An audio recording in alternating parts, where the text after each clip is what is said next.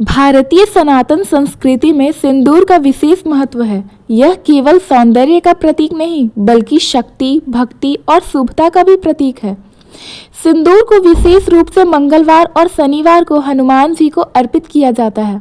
विशेषकर मंगलवार को तो हजारों भक्त उनके विग्रह को सिंदूर से लेपित करते हैं। लेकिन आखिर हनुमान जी को सिंदूर क्यों चढ़ाया जाता है? इस प्रश्न के उत्तर में छिपी है एक अत्यंत सुंदर, भक्तिमय और रोचक कथा।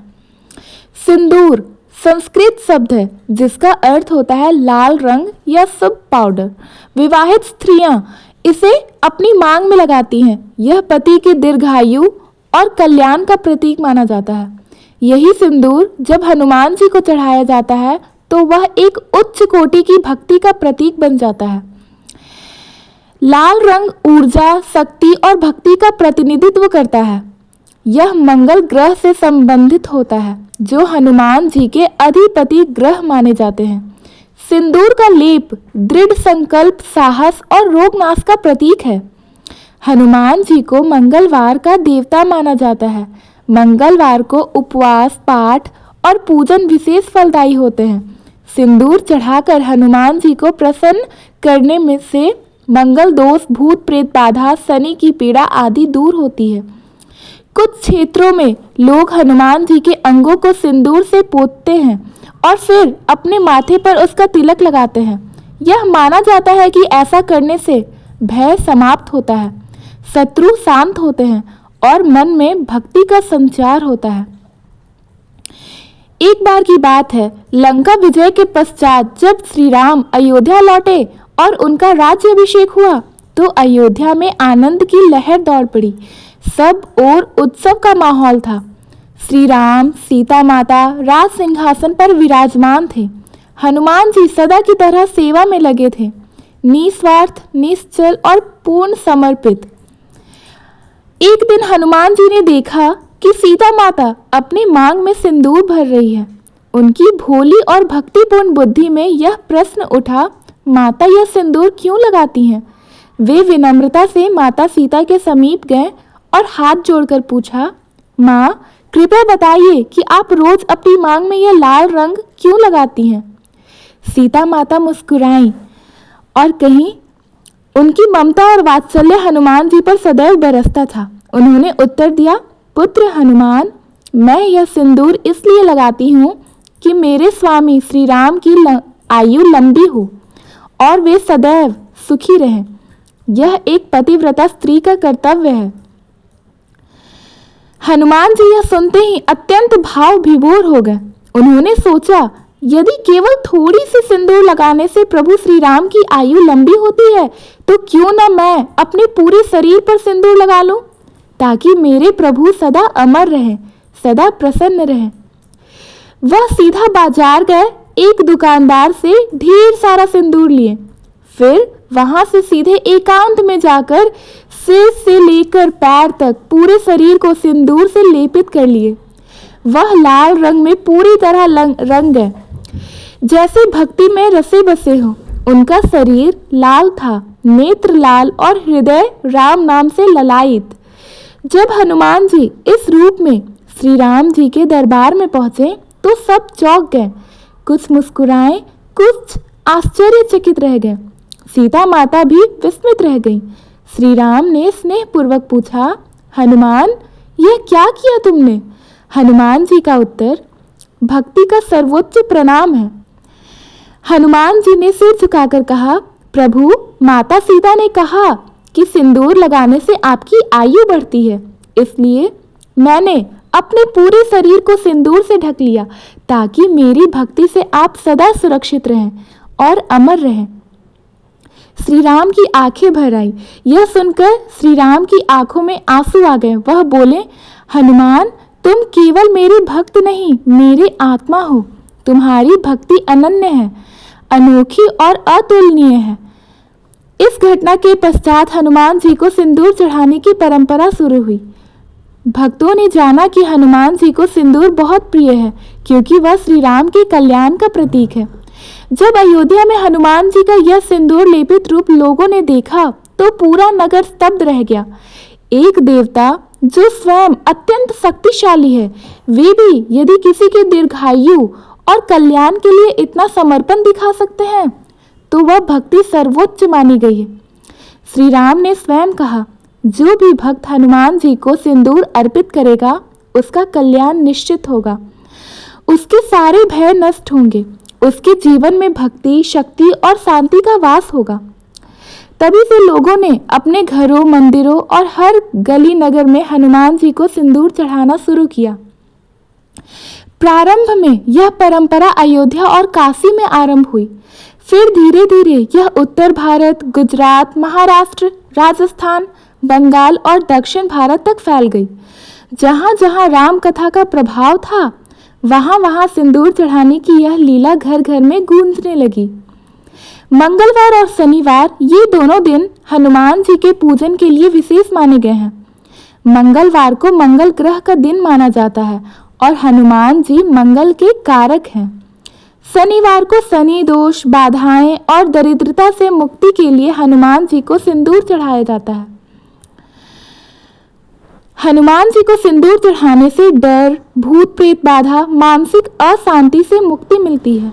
उनका सिंदूर से लिप्त रूप स्वयं भक्तों में साहस, ऊर्जा और भक्ति भर देता है।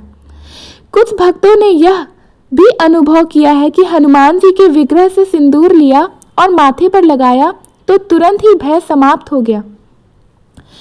शास्त्रों में उल्लेख है कि स्कंद पुराण और अनन्य पुराण के अनुसार इस परंपरा का उल्लेख किया गया है। तुलसीदास जी की हनुमान चालीसा में भी स्पष्ट रूप से लिखा गया है, कंचन बरन विराट सुबेसा, कानन कुंडल कुंचित केसा।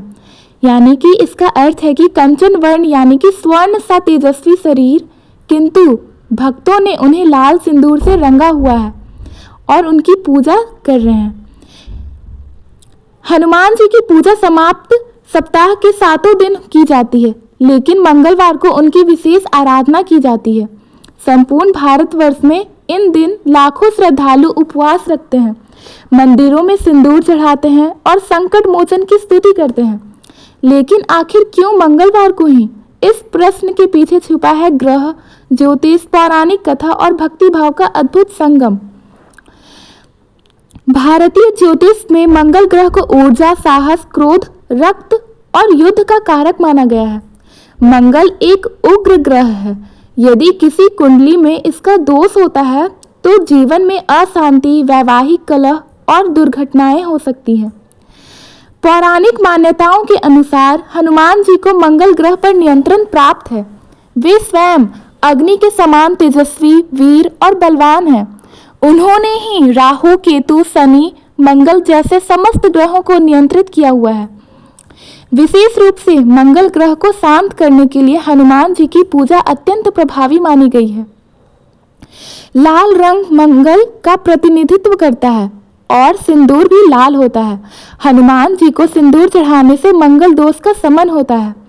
यह दिन साहस, शक्ति और निर्भयता का प्रतीक है, जो हनुमान जी की ऊर्जा से मिलता है।